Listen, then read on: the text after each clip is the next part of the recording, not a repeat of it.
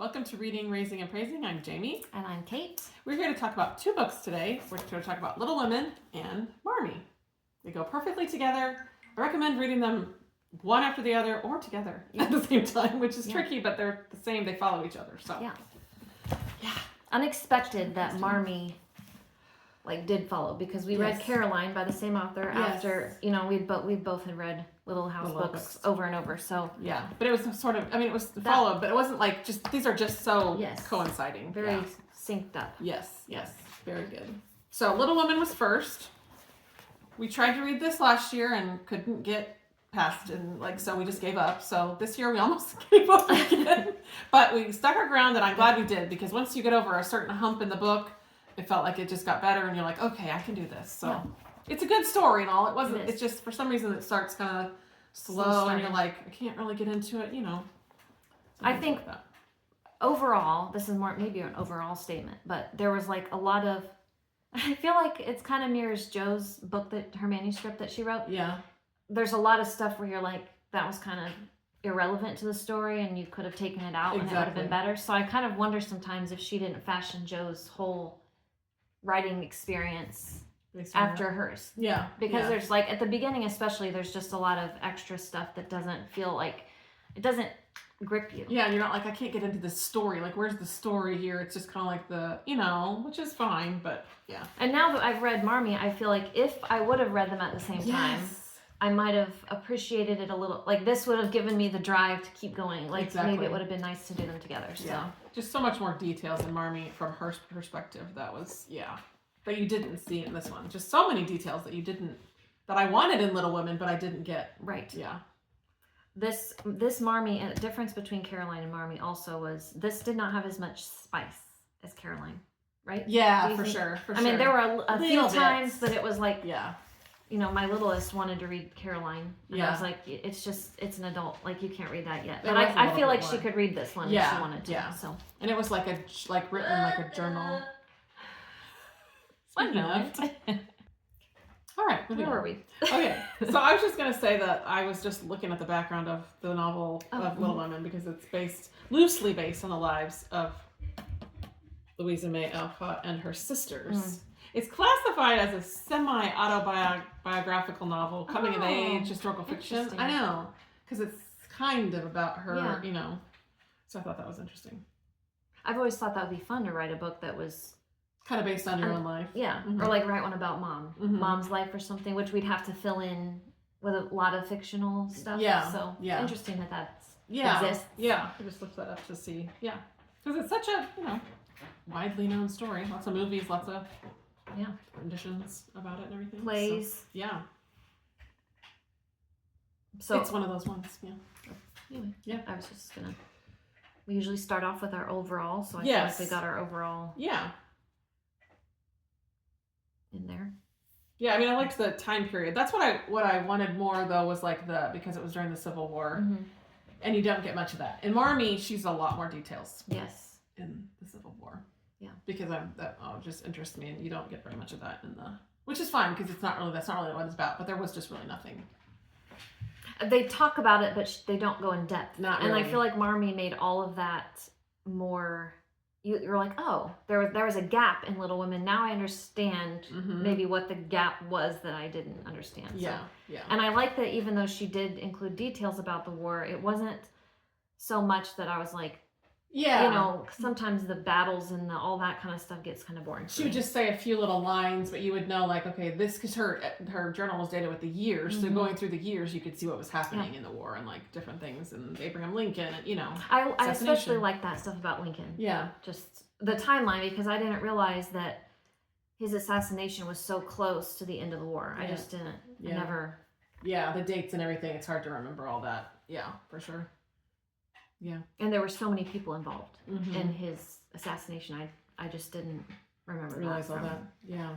I'm sure we studied it in history. Or if you read more. I'm interested in Lincoln, and I've read more. Jenny did a paper on him last year too. So it's if you'd have to go into more, I don't think they gave you all of that in your history class. Right. Yeah. I thought it was interesting that throughout Little Women, they talk about Pilgrim's Progress quite a bit. Yeah. I thought that was a good. Yeah. Yeah, they're good. Good Christian family. Yeah. Dad's, chaplain in the war. 4 girls and mom at home trying to survive, with whatever he can provide for them. So the girls had to get some odd jobs and, weren't in school all the time. Mm-hmm. I was in Marmee. I just feel like one of the major themes that runs through it is her regret about choices that she made, taking in and what do you call that when they took in the slave and hid him basically. Yeah. And then that kind of got them in trouble, and that sent them into and poverty, I never knew that. basically. You wouldn't know that in Little Women, but you found that out in this. Yeah, so that was some of the things I'm like, they just talk about it, but they don't go into detail. Exactly. So that was really nice to know more. And I'm guessing that Sarah Miller was basing all of that on true I would things. think so. I would hope. I don't know. Yeah. Whatever. It still complimented the book very nicely. It's very complimentary. Yes, that's a good word. Yeah. I just have more quotes and... Yeah, I have quotes. Well, mine was the first one was from chapter 4, talking about burdens. I don't know who said this, but she said, one of them, "I shall have to toil and moil all my days with only little bits of fun now and then, and get old and ugly and sour because I'm poor and can't enjoy my life as other girls do. It's a shame." Was that Amy? It must have been, because they just so dramatic about, and I mean, they still had everything they needed, so they weren't destitute by any means. But well, and she talks about how the older two, they knew what they had before, and it almost was better because they did. I don't know. Yeah. Because Amy, just being the youngest, never knew any of that. Right. And she's was the one that was so. Oh my gosh! But she was kind of the dramatic one, and she had more of a flair for the clothes she wore and the way she kept up herself. Yeah. Whereas society, and that takes more money. Yeah. Yeah. For sure. Yeah. But that just kind of that was really close for, not too far in, and you're already seeing their personalities. I was looking through quotes that we've had over the past year or two, and I noticed a theme that we have a lot of quotes that are about home. Yeah. And it just seems like a lot of books that we read talk about home. But this one, this was Meg saying, "It does seem pleasant to be quiet and not have company manners all the time. Home is a nice place, though it isn't splendid." So it isn't splendid. It's a nice place. Yeah. Yeah. I think there was another one in here about home. I'll have to read it when we get to it. Yeah.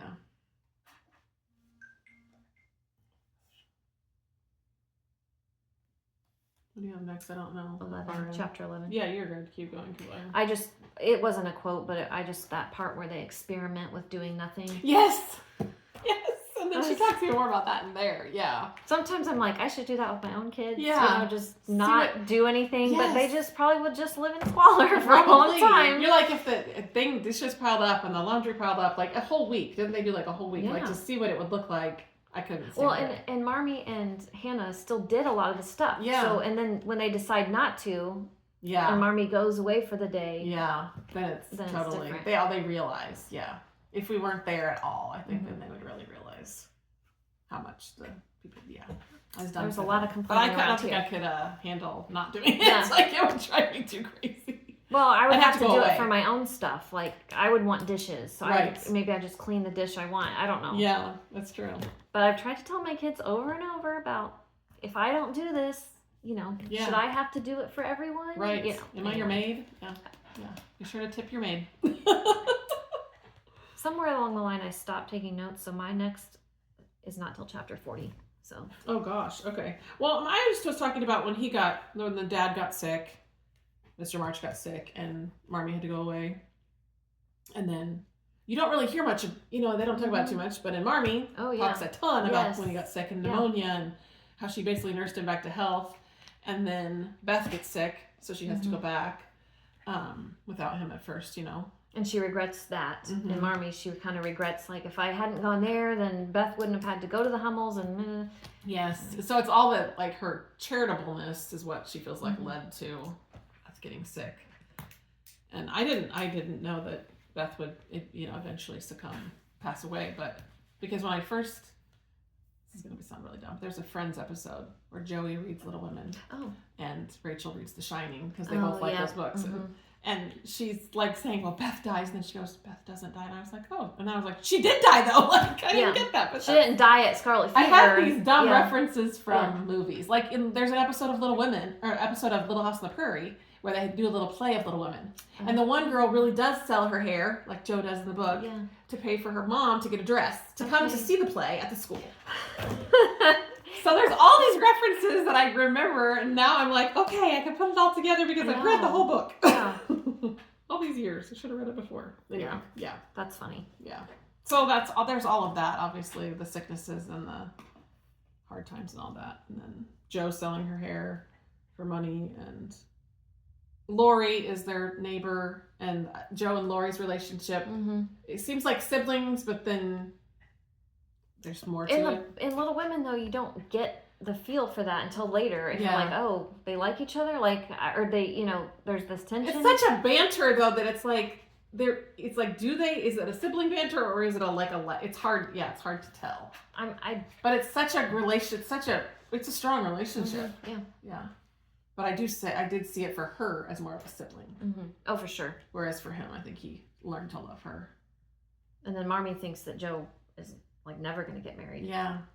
Well, she's just she's more, her mind is her companion. Like you know what I mean? She doesn't feel like she needs that at that point in her life.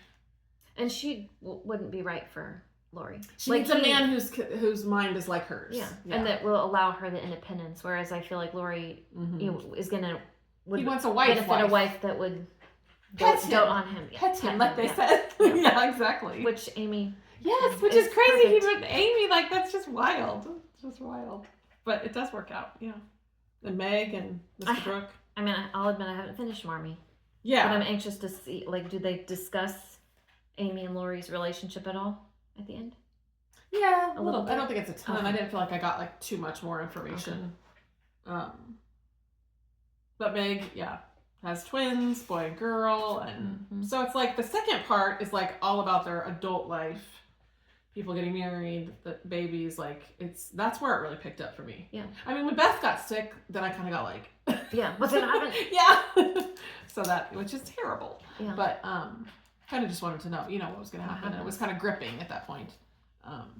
But then it just got, better and better as it went on. So I had looked up, what does she die from? Because they don't talk about any of that. Because she was just, like, she got better from the scarlet fever, but she just always kind of seemed... Like her system didn't fully heal. Like, you know what I mean? Always sickly. So before I started Marmee, I thought that she was a person who had always had like a weaker constitution. Like she had some underlying thing before she even got the scarlet fever. Yeah. But then I read other like commentaries or whatever that said that they wondered if Beth was autistic. Okay. Because she was so reclusive and like didn't want to be around people and that sort of thing. Mm-hmm. And so that was like her affliction, if you will, before she got scarlet fever. Okay. But then after scarlet fever, then the rheumatic fever was what I think she was just never the same. Yeah, her body just couldn't handle anything else. It kind of like weakened her immune system so much. I wanted to look more into that. What all of those things. I haven't researched it more yet. But. Yeah. That was tricky. That would be hard. There's lots of like grief with just people being sick or leaving or the death and everything. Mm-hmm. I liked a lot of how they talked to one another about it, and just reading how they went through it all was very helpful. Such a hard time in the world with the war. I mean, there's so many people dying like all the time. It was just so much death. Not just the war, but the sickness and sickness and the war was like, it was lots. Yeah. Thank you for modern medicine. Yes. Goodness sakes. I can't imagine living at that. But if you were living at that time, that was just the way it was normal. It stinks, but it was. Yeah. You just survival. It was a lot about survival. And they had obviously some comforts and entertainment, but you know what I mean? They were still just trying to put food on the table and for sure. Yeah. So what do you got after chapter 40s?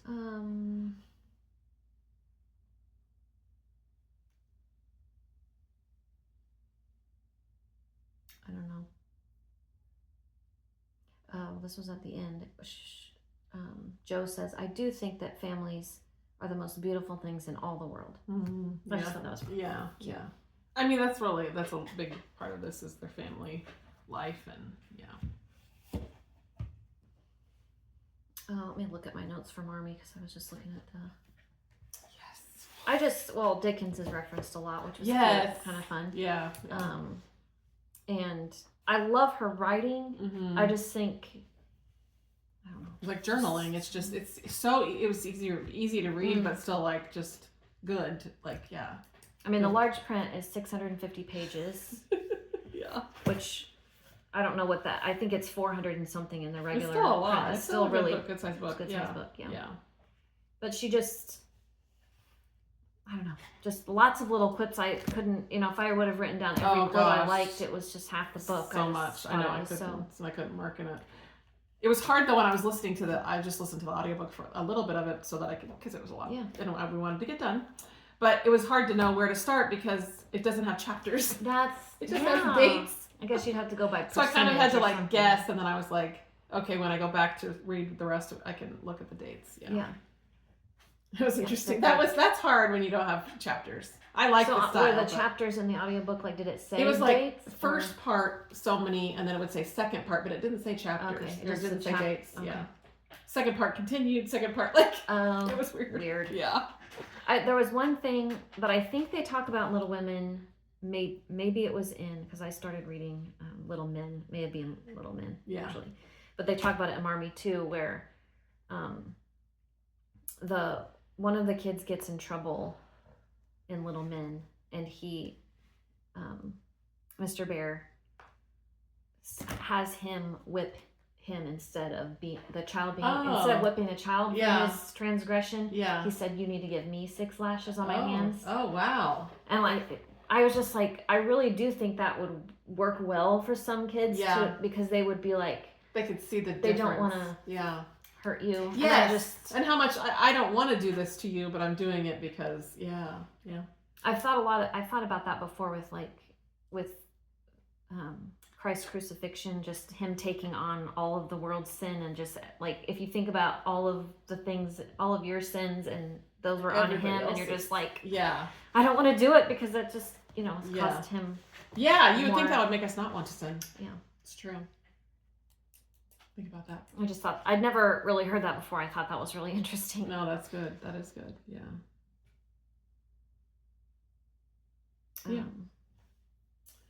So it just, so this was basically the same, it was the same story, you know what I mean? It was just her perspective and her details. Yeah. Through the whole thing. I thought it kind of read like, Marmee kind of read like Frozen River. Exactly, yeah. Not just because it was a journal, but she had the way that she wrote it was very similar. Yeah, and it just felt the same, like I could picture really from the heart. Yeah. It was good. What did you think of Aunt March? Oh, well, I mean, I didn't like her to begin with in the other book, but it was interesting. There was a little bit more, details, I guess, about her. I know that she was awful, not wanting to help when she had no reason not to, besides just being angry with their decisions. But it was like, how do you watch a family have debt and penny pinch and can't afford things? And they're trying to do the best they can. Yeah, she just, I don't know. Not nice. Even when you're just sitting on your money. You know what I mean? Did you, when you were researching this, did you read anything about actually Louisa May Alcott's family and their religion? Because it wasn't. I didn't write it down if I saw it. I forget what that was called. That they were not a certain. I can't remember. I can't remember what it's called, and I want to say fundamentalist, and that's not the right word. But not a different. Yeah, Christians. But the way that it explained it on Google was like they didn't believe Christ is the Savior or something, but they still believed in the. I don't know. I was a little bit. I need to look that up because I'm probably just saying things that are. Well, you never know. There are religions like that though, that it's like doesn't go all the way, or doesn't believe. They believe a lot of the same, but there's these big fundamental things that are kind of different. Yeah. Well, I have this note: honey is theft. That Amos would almost not even eat honey because it was stealing from the bees or something. I thought I was that's what they're made to. Have you ever seen the Bee Movie? They're made to do that. Yeah. And bees don't use the honey No. for anything, right? They don't eat it. it. They feed their young with it, but it's like they produce in abundance. Yes. I mean, I don't think that they. I don't have to get into that. It's very. Yeah. I just think touchy, that all the maybe. I animals just were thought created that was for something. That was what they're made for. Yeah. But it's mentioned in the book, and I thought that was That's kind interesting. of funny. Well, it talked about in Little Women, did it talk about her going to the relief rooms? I don't think so. I don't think so. Okay, so in Marmee, but you never know what she's. She's such a charitable woman. She's just always giving back. Which is great. But the relief rooms, I kind of wanted to know what that was. I kind of assumed. Yeah. But it said it was temporary sanctuaries established in major cities along transport routes to care for sick, wounded, or traveling soldiers. Provided food, lodging, and care. Okay. So she basically volunteered it there. It was kind of shelter. It was a shelter, Yeah. not just like a place where they put together boxes of bandages and what have you. Yeah, I think they probably did that too. Yeah. But it was like a place for the soldiers to. And she just volunteered. It seemed like, but that it was wasn't. Just what it was. It just sometimes it was like if I don't show up, I'm gonna get in trouble almost. But it Yeah. wasn't a job, I don't and she think wasn't so. required. No. I think she just had a commitment. Yeah. Right. And if she wasn't there, it was like, oh, I feel bad that I'm not there. Yeah. Because they Relying relied on the volunteers, obviously. Because Yeah. they probably couldn't pay them. Right. Yeah. Yeah. She also talked a lot about obviously civil rights and women's rights throughout Marmee. They're big, activists with the slavery and everything that was happening then. She talked a lot about that. Oh, Mrs. Beale. Mm-hmm. Is that how you would say it? Yes. Yeah. Well, that's what I was wondering too. Is like be all. Yeah. Yeah. I'm just guessing it's pronounced Beale. Mhm. I don't know. That's what. Reminds me of Mammy. Oh yeah. Just the way that they talked about. I just remembered. Yeah. Yeah, I can see that. Because Mammy have a child that she lost or something, and this lady had lost a child. I mean, I'm sure that was very common for slaves that had children, but it just sparked that. And being actual during the Civil War time, which is when that was written. So right. Well, that whole reference, when they first referenced page 73 early on, the man that escaped. And I was like, what the heck is that? It was like, and then she wanted to burn her diaries from 1850 to 1851. And I'm like, what was that about? Why was it so bad? Well, now we know they were hiding that slave, and and that's why they lost their fortune. Yes, that's why they lost their money. And I can't remember what they attribute it to in Little Women. I know they don't go into it. No, I felt like I didn't know anything about that. I just they're just poor. But it says something, but it doesn't say that they held a fugitive slave. Yeah, $2,000. Yeah, that's a lot of money. It says something like Mr. March helping a friend or something is why they lost the money. Okay. And you don't know any more than that. Yeah, and the man that they helped, he ended up escaping to go back, but then the man who owned it ended up shooting him anyway. That's awful. It was awful. And they talk about, was it worth it? Yeah. For them to go through all that. I mean, it made it give his mother freedom. I guess it ended up freedom for other people. So in the end, I guess it was. If no one would have risked their life and their family's lives, then we wouldn't be where we are today. Right. So. Yeah. Yeah. Also in this, she gave a lot more details about Mr. Laurie's grandfather, which I really liked because I feel like we don't know much about him. It's just interesting to see him. There was a lot more about Hannah. Yes. And I love the parts about the Hummels. I thought that was really... Because I think in this picture you can see Hannah over here and the girls and Marmee, so that's kind of what I was picturing. Yeah. Did you watch any of the movies yet? I haven't yet. Okay. Yeah, I was waiting until I was finished with this one too. Yeah. Yeah, Hannah's whole backstory and her loyalty to the family, and there was a lot more about that. That exhausts my notes. I had more things, but they're not important. Well, I think,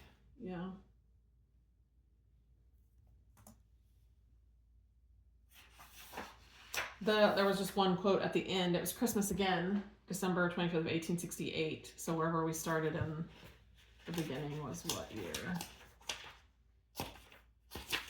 1861. Okay. So many years later, the girls everybody's all there, and she says, the four of them together, the sisters, form a kaleidoscope, which I'll say something about that in a second, of womanhood, in all its various colors and patterns. Truly, Amos and I have raised a matchless crop of daughters. Kaleidoscope is the theme of my girls' dance recital, and it's like all about that. It's just cool. Like it just I need to tell their teacher about that. Yeah, that's cool. Yeah. A kaleidoscope of womanhood. Yeah. Just all the, so that was cool. I thought that was really cool. All of their daughters are just so different from one another. Yeah. And then all their kids are different. Yeah. And they're so different. Yeah. It's so funny how you, like, even in our own family, how you can all come from the same people, but yet, and raised the same way, basically. You know what I mean? But very different. It's just what you do with all of that is what's nature different. Versus nurture. Yep. It's kind of crazy. It's kind of crazy, but yeah. So good books. Highly recommend them together. I mean, I think you need to read them together. That would be our recommendation for sure. Yes. So good. Any final thoughts before we do our stars? Yeah, I was gonna say. I was just gonna get to that. What would you think we would rate them? What is your rating for? I mean, I would say between a 3 and a 4. I kind of went more with the 4 because I get the story.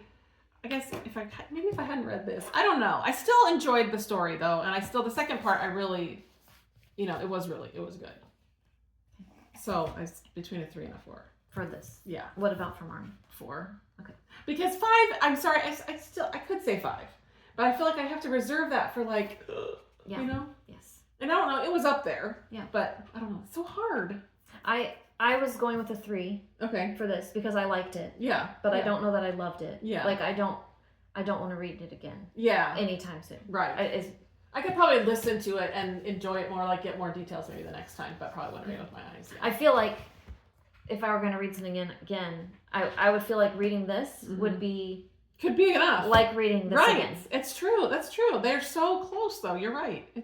So I said 4, a strong 4. Sometimes I'm like, what is a 5 though? I know. But I think of 5 as like Gone with the Wind. Yeah. So it's like hard to, I don't want to put too many things up there because then it doesn't, then it's not that epitome. So I guess I could say like, oh, it's like 4 and a 4 plus. Yeah, 4 plus. That's what I would say too. I think I said 3 for this even before I finished this.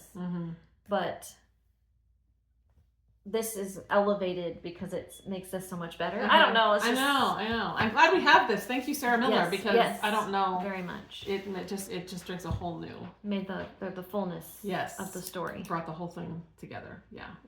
Details. That's what you really missed. What you really wanted out of Little Women, and some chapters could have been left out for more details like that. Yeah, agree.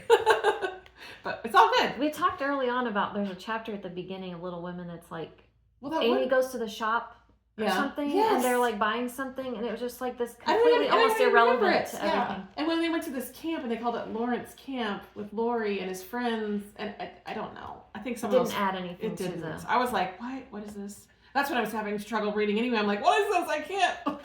I also was thinking one night as I couldn't fall asleep about how your storyline has like this arc. Yes. And I was trying to think like, what is the point of this story? Like, where is the climax? Where is it? I mean, there probably are multiple. Like Beth being sick. The dad being sick. And for the first part, probably Beth being sick. And the second part, maybe either her death or I don't know. Just the transitions of the marriage and the marriages and but it is more. It doesn't have like a conflict resolution, right? Or something. No, it doesn't. It's just their life. And maybe Marmee has a little bit more of it. Like I said, I have a little bit left to finish, but I didn't feel like Little Women had like a main conflict and then a resolution. It was just a story. Yeah. About. But was that like? Is it because of the time period?